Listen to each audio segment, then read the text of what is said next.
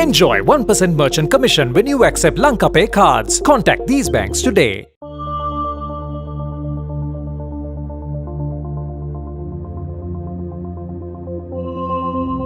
Welcome to Times Online.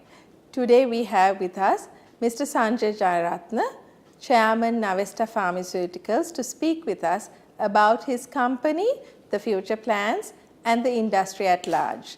Welcome, Mr. Jayaratne. Good afternoon.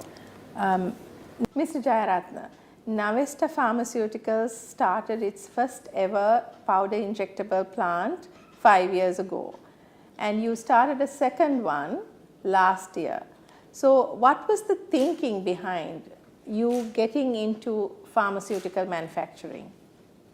The reason behind is I always wanted to build own brand, because earlier we had a family business which we were building brands for others, and when we are building brands for others, that brand can be taken away from you overnight. So with that, I thought there's absolutely no point building a brand for somebody else. You build your own brand, and that's the thinking behind Navesta. What kind of challenges did you face when you started these plants? There was a lot of red tape in getting the approvals. It took me close to 8 months to get approvals to build the facility, but all in all, we managed. What was the need to start a second factory?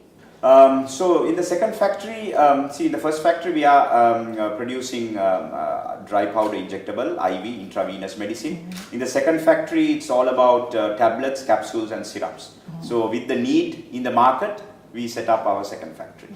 What is the medicinal or pharmaceutical dearth in the market? Need in the market would be, we are predominantly making antibiotics here. Only one category of antibiotics, because you cannot make several different types of antibiotics in one plant due to cross-contamination. In a country like Sri Lanka, there is a big need for antibiotics in terms of intravenous, pretty much after surgery or for other infections, and also tablets, capsules and syrups for children in antibiotics. How much does this cater to the Sri Lankan market? 100%. And are you exporting? We are exporting as well. What are the countries that you are exporting to?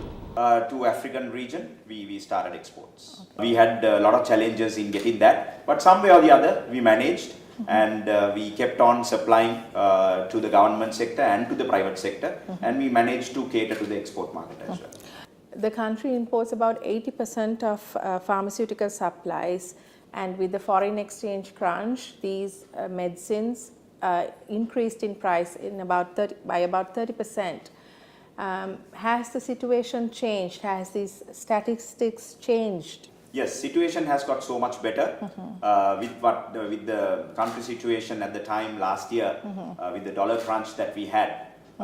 Situation was really bad, but things have got so much better now. How so? Because even from last year, banks, especially, they managed to some way or the other give dollars for the medical industry, for the pharmaceutical industry. But it was limited. With that limited supply, we managed somehow. But now things have got much better.